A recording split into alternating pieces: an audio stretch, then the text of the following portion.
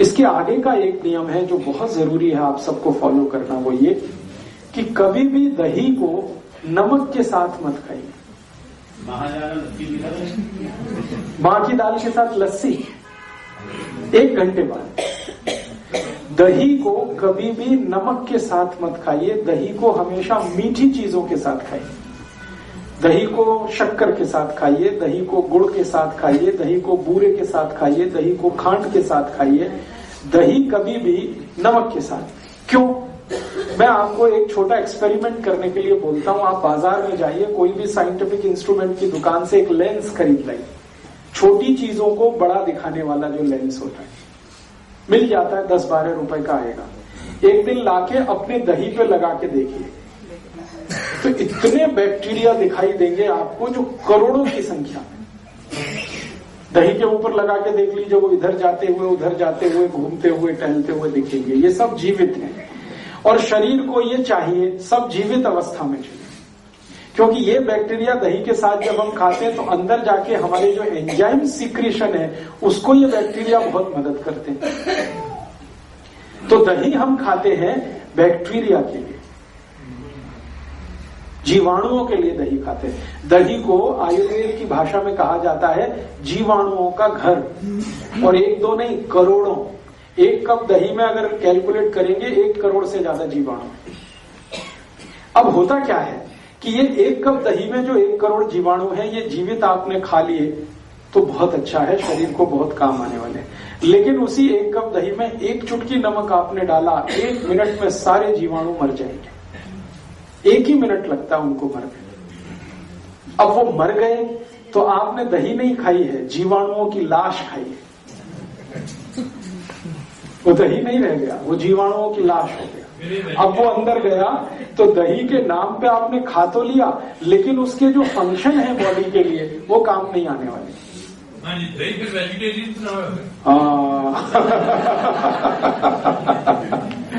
बहुत अच्छा सवाल है कि ये वेजिटेरियन है या नॉन वेजिटेरियन है।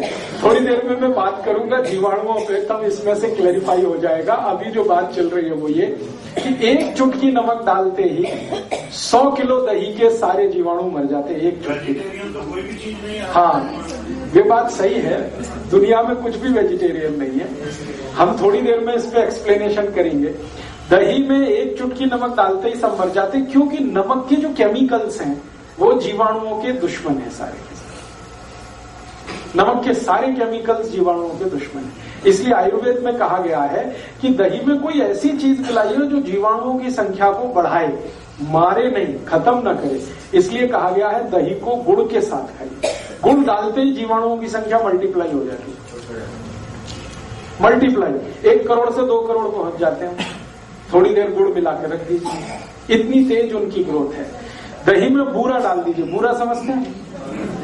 तो दही में बूरा डाल दीजिए, मल्टीप्लिकेशन इतना फास्ट होता है कि कोई इमेजिनेशन नहीं कर सकता। एक दिन आप ये कर लीजिए मेरे कहने पर, 15 रुपए का लेंस आएगा, लाइए, खर्चा करिए, सवेरे से शाम तक ये एक्सपेरिमेंट करिए, तो आपको समझ में आ जाएगा कि जीवाणु कितनी तेज मल्टीप्लाई करते हैं मीठी चीज डालने में। चीनी भी डालें तो भी मल्टीप्लिकेशन होता है, गुड़ डालें तो और ज्यादा होता है, बूरा डालने पर सबसे ज्यादा होता है। और एक मिश्री आती है, मिश्री, वो पीस के दही में डाल दीजिए, तब तो अद्भुत होता है, सोने में सुहागा।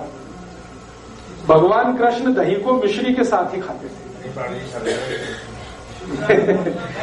तो आप जो है दही को खाने का नियम तरीका थोड़ा बदलिए। मैंने पंजाब में बहुत लोगों को देखा दही में नमक डाल के खाते हैं या लस्सी में नमक डाल के। ये लस्सी नमक के साथ नहीं खाई जाती, गुड़ के साथ खाई जाती है, खांड के साथ खाई जाती है, चीनी के साथ खाई जाती है। मुझे पुराने समय का याद आता है कि हम लोग हमारे मामा के घर जाते थे दही बूरा खाने के लिए। दही नमक खाने के लिए कभी कोई कहीं नहीं जाता, दही बूरा खाने जाते थे। और दावतें होती थी गांव में, तो दही के साथ बूरा ही डाला जाता था। बहुत इंटेलिजेंट लोग थे वो सब। अब शुगर जो है वो आपकी एक स्पेसिफिक प्रॉब्लम है, वो तो पूरे देश की नहीं है, आपकी प्रॉब्लम है। तो आप अपनी शुगर को कंट्रोल करने के तरीके मैं बता दूंगा, वो आप करते हुए दही को इस्तेमाल कर सकते हैं। मीठा दही भी इस्तेमाल कर सकते हैं, लेकिन दही के लिए विशेष मैं आपसे कह रहा हूं कि दही में नमक नहीं। और इसी तरह का और एक नियम है, वो ये कि दूध खाते हुए या दूध पीते हुए कोई भी नमक की चीज ना हो। दूध और नमक की भी दोस्ती नहीं है, दही और नमक की भी दोस्ती नहीं। अगर कोई चीज दूध की खा रहे हैं तो नमक की चीज ना हो, नमक की चीज खा रहे हैं तो दूध की चीज ना हो। अब आप कहेंगे इट इज हाईली इम्पॉसिबल। ऐसे इम्पॉसिबल है कि खीर खानी है और सब्जी ना हो, ये तो बड़ा मुश्किल है। तो मेरा तो आपको रिक्वेस्ट है कि खीर खानी है तो रोटी खीर खाइए या पूड़ी खीर खाइए। खीर को पूड़ी के साथ खाइए, खीर को रोटी के साथ खाइए, सब्जी ड्रॉप कर दीजिए उस पे, बहुत अच्छा होगा। नहीं कर सकते हैं तो आयुर्वेद ने उसका एक रास्ता निकाला। वो रास्ता ये दिया उन्होंने कि अगर आप दूध को नमक के साथ खाना चाहते हैं या दूध की चीज के साथ नमक की चीज भी खाना चाहते हैं तो नमक बदल दीजिए अपने घर का। नमक लाइए सेंधा, जिसको हम पाकिस्तानी नमक कहते हैं, लाहौरी नमक कहते हैं, वो नमक खाइए। अब आप बोलेंगे इसमें क्या फर्क है? बहुत बड़ा फर्क है। एक तो नमक बनता है समुद्र के पानी से, जिसको आदमी बनाता है, जो आजकल आपके घर में आता है। ये बाजार से जो आप नमक लाते हैं ना आयोडीन युक्त, ये सब समुद्र के पानी का नमक है। और एक नमक है जो भगवान बनाता है, ईश्वर बनाता है। वो वही नमक है जिसको लाहौरी नमक कहते हैं, सेंधा नमक कहते हैं, कुछ लोग उसको उपवास का नमक भी कहते हैं, फरारी नमक कहते हैं। वो उपवास में इस्तेमाल करने वाला नमक है। दोनों नमक को लेबोरेटरी में जब टेस्ट किया हम लोगों ने, बहुत काम किया इस नमक पे हम लोगों ने, रिसर्च करके, टेस्टिंग कर करके, तो पता चला कि जो समुद्र का नमक है, समुद्र पानी का नमक है, इसमें शरीर के काम आने वाले 3 या 4 ही माइक्रो न्यूट्रिएंट्स हैं। 3 से 4, कभी कभी 3 रहते हैं, कभी 4 रहते हैं।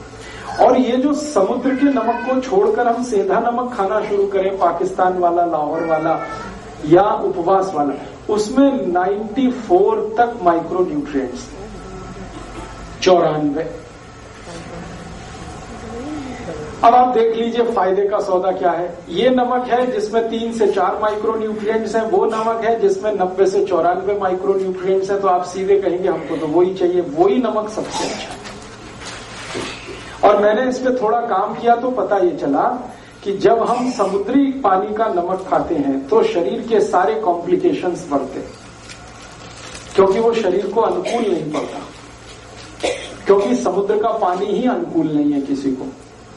समुद्र के पानी को शुद्ध करने की ताकत तो भगवान और ईश्वर और वाहेगुरु के ही पास है और किसी के पास नहीं, आदमी तो नहीं कर सकता। ये समुद्र का पानी जब धूप पड़ती है, वेपराइज्ड होता है, बादल में बदलता है, बादल फिर बरसता है, पानी आता है, वो जो साइकिल है वो ईश्वर की, प्रकृति की साइकिल है, हमारी नहीं। वो ही कर सकता, हम नहीं कर पाते। लेबोरेटरी में कितना भी हम शुद्ध करें वो नहीं आ पाता। और दूसरी जानकारी कि सारे नमक समुद्र वाले ब्लड प्रेशर बढ़ाने वाले हैं।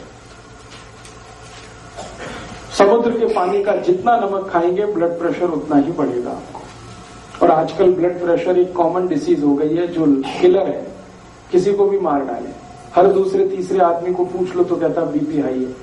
उसका सबसे बड़ा कारण है नमक, जो हमारे घर में है। मैं आपको और एक ऐतिहासिक जानकारी देना चाहता हूं, सुन के आपको खराब जरूर लगेगा लेकिन वो सच है। वो ये है कि ये समुद्र के पानी का नमक हम भारतवासियों ने मात्र 70 साल पहले से खाना शुरू किया है। 70 साल पहले कोई भारतवासी समुद्र के पानी का नमक नहीं खाता था। हम सब सेंधा नमक, आयोडीन के नाम पर। अब समस्या इसमें एक आती है, वो ये कि हमको आयोडीन की डिफिशियंसी है नहीं, क्योंकि हम आधा कटोरी दाल रोज खाते हैं। फिर हम एक्स्ट्रा आयोडीन वाला नमक खाएंगे तो आयोडीन जरूरत से ज्यादा शरीर में हुआ तो समस्या आती है। और वो समस्या क्या आती है? सबसे बड़ी समस्या आती है नपुंसकता की।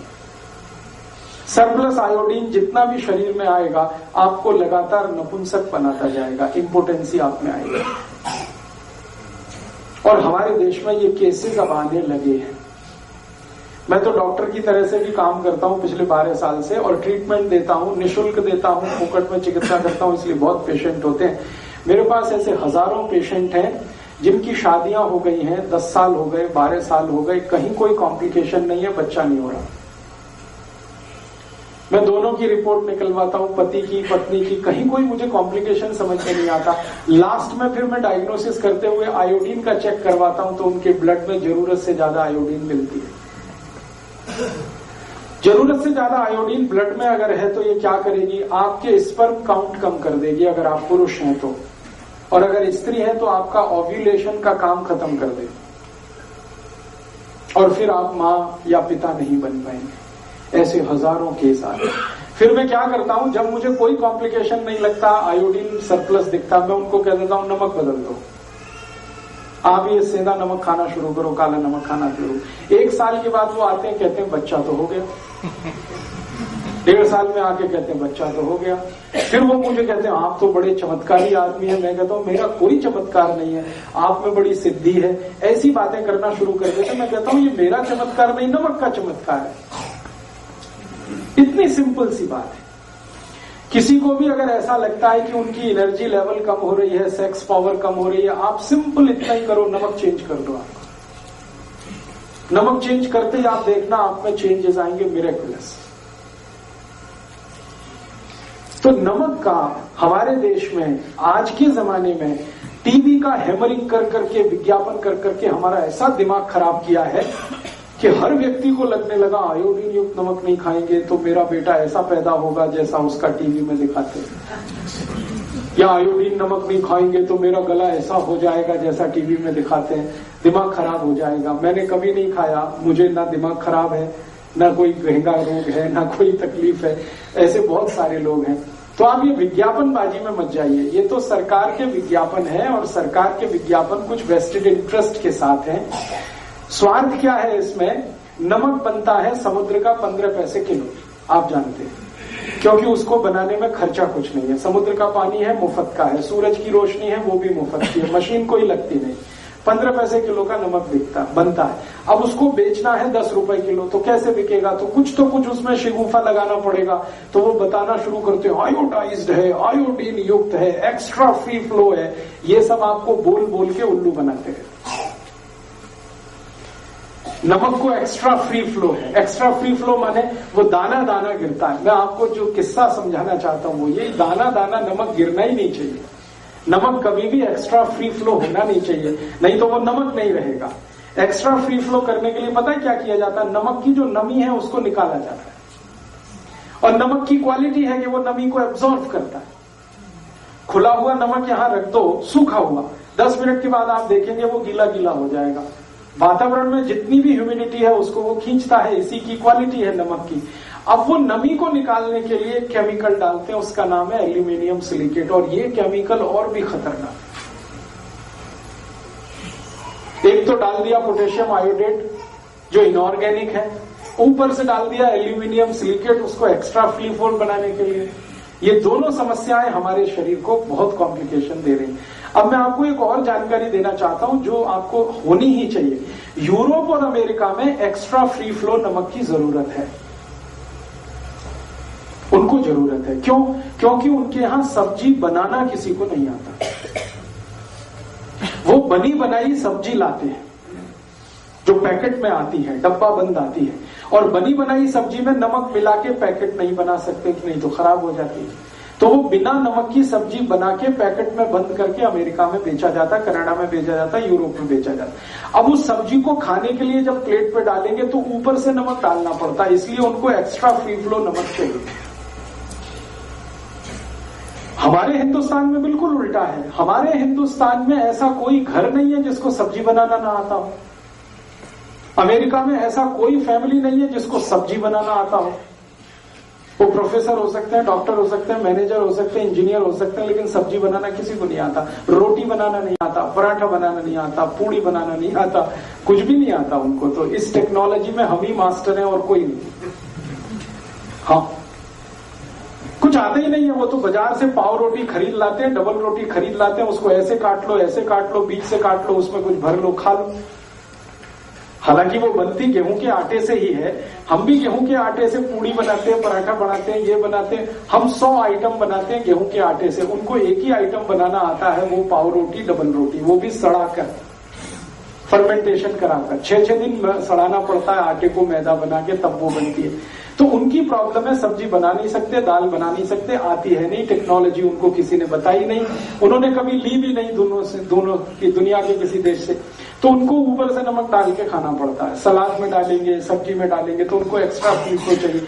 हमारे यहाँ तो उल्टा है, हम तो सब्जी बनाते समय नमक डालते हैं। आपको मेरा पॉइंट समझ में आ रहा है? हम सब्जी बनाते समय नमक डालते हैं, हमको एक्स्ट्रा फ्लेवर की जरूरत ही नहीं, क्योंकि हमारे यहाँ दाल बनाते हुए नमक डाला जाता है, सब्जी पकाते हुए नमक डाला जाता है। हम सब्जी बनने के बाद नमक डाल के नहीं खाते कभी। हम सब्जी बनाते हुए नमक डालते हैं, उसमें बॉइलिंग आता है, उबाल आता है, फिर जाके हम वो सब्जी खाते हैं। तो हमको एक्स्ट्रा फ्री फ्लो की जरूरत नहीं है, लेकिन सरकार हमको भी जबरदस्ती वो नमक खिला रही है एक्स्ट्रा फ्री फ्लो के नाम पर। तो हमारे शरीर में एल्यूमिनियम सिलिकेट बढ़ता जा रहा है और उसके कारण लंग्स इन्फेक्शन की बीमारियां हैं, दमा है, अस्थमा है, ब्रोंकियल अस्थमा है, ट्यूबरकुलोसिस है, क्योंकि एल्यूमिनियम सिलिकेट बहुत खराब केमिकल है। एल्यूमिनियम का ही नाम आप जानते हैं, वो बहुत खराब है, हैवी मेटल है, वो सब डिपॉजिट होता है, फ्लश आउट नहीं हो सकता बॉडी से।